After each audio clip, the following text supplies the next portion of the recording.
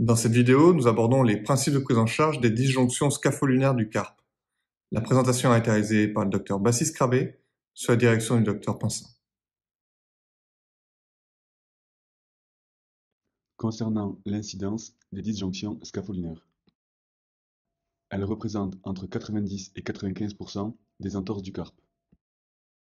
L'âge moyen est autour de 35 ans. Schématiquement, il existe deux grands types de populations concernées par cette pathologie. D'un côté, une population jeune à la suite d'un traumatisme à faible énergie, de l'autre, une population plus âgée à la suite de traumatismes à faible énergie. D'un point de vue anatomique, c'est la partie dorsale du ligament scapholinaire qui joue un grand rôle dans la stabilité de ces deux os. Néanmoins, d'autres ligaments, comme le ligament radiocarpien ou le ligament intercarpien, jouent un rôle dans la stabilité scapholinaire.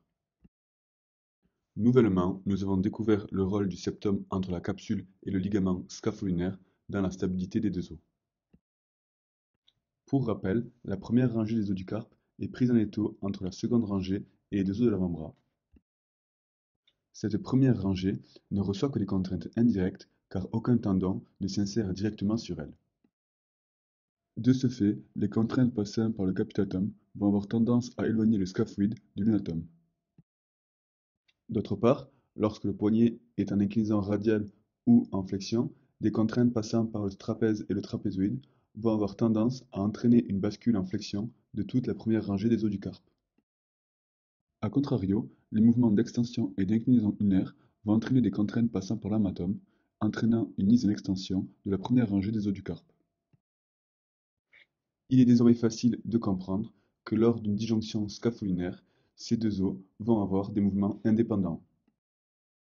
De toute cette physiopathologie, un mouvement, lancé de fléchette, passage d'extension inclinaison radiale à flexion inclinaison unaire, va être utilisé pour la rééducation du poignet. À la radiographie, nous pourrons découvrir un digi qui se caractérise par une extension de l'unatum. Il se caractérise par un angle radiolunaire ou lunocapital supérieur à 15 degrés. Comme nous l'avons vu, le scaphoïde va quant à lui avoir un mouvement de flexion, et lorsque l'angle scapholinaire est supérieur à 60 degrés, nous pouvons avoir un disi avec dissociation. Il existe 4 grands modes de découverte de la maladie. En aigu, associé à une fracture de la stéloïde radiale ou de l'extrémité distale du radius. En chronique, avec des douleurs dorsales persistantes au niveau du poignet. Avec des sensations de dislocation ou claquement au niveau de la première rangée des os du carpe. Ou, plus tardivement, avec une perte de la mobilité et de la force de l'articulation concernée. Le Watson test est le test le plus utile pour le diagnostic de la disjonction scapholinaire.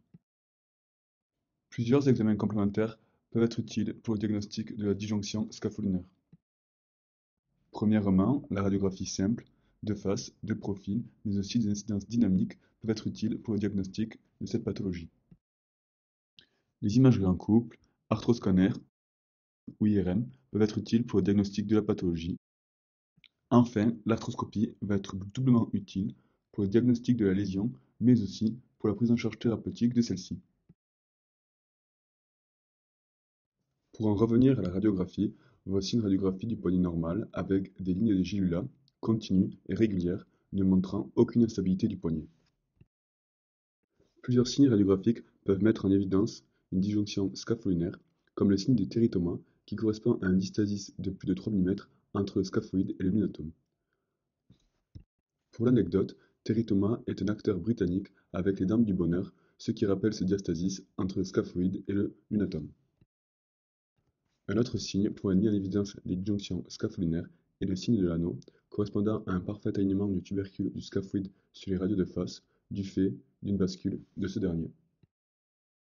L'angle scapholinaire est lui aussi important à analyser dans les suspicions de disjonction scapholinaire. En effet, la bascule du scaphoïde va entraîner une augmentation de cet angle qui, s'il est supérieur à 60 degrés, nous fait suspecter une disjonction. La première classification qui est apparue pour la disjonction scapholinaire est la classification de Glessler, qui est apparue en 1995 et qui est une classification purement arthroscopique. Elle est composée de 4 stades, avec le premier stade qui correspond à un ligament non rompu, simplement inflammatoire. Le stade 2, lui, correspond à une rupture partielle, avec une rupture de moins de 2 mm. Le stade 3, avec une rupture de plus de 2 mm. Et enfin, le stade 4, qui correspond à une rupture totale, avec un passage possible de l'arthroscope entre les deux os du carpe. Ensuite est apparue en 2008 la classification de Garcia-Elias, classification basée sur 6 stades et 5 questions. La première question est de savoir si le ligament dorsal est intact et s'il existe une rupture partielle du ligament. La seconde question, qui correspond au stade 2, est de se demander si le ligament est réparable ou non. La troisième question est de se demander si l'alignement des os du carpe est normal. La quatrième question, qui va correspondre au stade 4 et 5, est de se demander s'il y a un dizzy réductible ou non. Et enfin, pour le stade 6, la question va se poser autour de l'atteinte cartilagineuse des os du carpe. Voici en détail les 6 stades avec le stade 1 qui correspond à une réponse favorable des 5 questions. Le stade 2, le ligament est réparable mais pas intact. Le stade 3, où le ligament n'est plus réparable mais aucun problème d'alignement des os du carpe n'existe. Le stade 4, où l'on voit apparaître un dizzy mais qui reste réductible. Le stade 5, où celui-ci devient irréductible. Et le stade 6, qui correspond à une arthrose du poignet. La dernière classification, dont il faut connaître le nom, est la classification de l'European Wrist Arthroscopy Society, qui a été créée en 2013 et qui ressemble à la classification de Gessler. Au niveau de la prise en charge disjonction scapholinaire du carpe, en se basant sur la classification de Garcia-Elias, nous pouvons établir une échelle thérapeutique. Pour le stade 1 de la classification de Garcia-Elias, une prise en charge par 8 semaines d'immobilisation par manchette plâtrée est possible, ou bien une intervention par arthroscopie avec thermocoagulation de la synoviale et suture du ligament. Au stade 2, l'embrochage scapholinaire peut être utile. Les broches seront retirées après 8 semaines d'immobilisation. Une autre prise en charge est disponible pour le stade 2. C'est la capsulodèse sous arthroscopie avec une réparation du ligament et de la capsule dans le même temps. Le stade 3 peut lui aussi être pris en charge par capsulodèse ou bien par une seconde technique chirurgicale, la ligamentoplastie avec une prise de tendon possible sur plusieurs muscles de l'avant-bras. Pour la prise en charge du stade 4, la ligamentoplastie reste toujours utile et il est aussi possible d'utiliser une capsulodèse avec embrochage scapholinaire pour assurer une bonne stabilité du poignet. Le stade 5 va être pris en charge par une autre technique opératoire, l'arthrodèse des 4 os, qui va permettre de réduire le dizzy. Le stade 6, qui correspond à une arthrose du carpe, relève quant à lui d'une thérapie plus complexe en fonction du grade de l'arthrose. Je vous invite donc à regarder le topo de William Gerbeau sur la prise en charge de l'arthrose du poignet.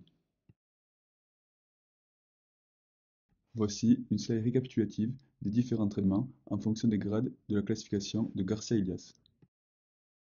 Comme nous venons de le voir, les deux grandes techniques thérapeutiques de la disjonction scapholinaire sont la capsulodèse d'une part et la ligamentoplastie d'autre part. La capsulodèse est une technique arthroscopique qui permet dans le même temps de réparer le ligament scapholinaire, la capsule, et ainsi de recréer un septum intercapsulo-ligamentaire. Cette dernière peut être renforcée par des broches qui sont enlevées au bout de 8 semaines pour permettre une bonne stabilité du montage. La ligamentoplastie est quant à elle une technique à ciel ouvert, plus invasive, qui se sert de tendons des muscles de l'avant-bras pour venir recréer le ligament scapholinaire. Dans un premier temps, le fléchisseur radial du carpe a été utilisé pour la ligamentoplastie du poignet. En effet, après prise du greffon et passage de celui-ci en face dorsale du poignet grâce à la création d'un tunnel intraosseux à travers le scaphoïde, celui-ci permettait une bonne stabilité de la première rangée des os du carpe. Un hémi-extenseur radial du carpe peut lui aussi être utile pour une ligamentoplastie scapholinaire. Le tendon sera dans un premier temps discisé dans son axe et passé derrière le ligament radiocarpien pour recréer une bonne stabilité de la première rangée des os du carpe. Et enfin, une dernière ligamentoplastie, la SLIC. Cette technique opératoire, très utilisée à Nancy, aura comme premier temps opératoire la prise du greffon, puis la création de 3 tunnels intraosseux à travers la première rangée des os du carpe, puis la fixation du greffon à l'aide d'encre. La dernière ligamentoplastie à connaître est la ligamentoplastie par os-ligament-os. Elle a néanmoins été abandonnée du fait du fort taux de raideur post-opératoire. Enfin, pour conclure, il est important de retenir une question.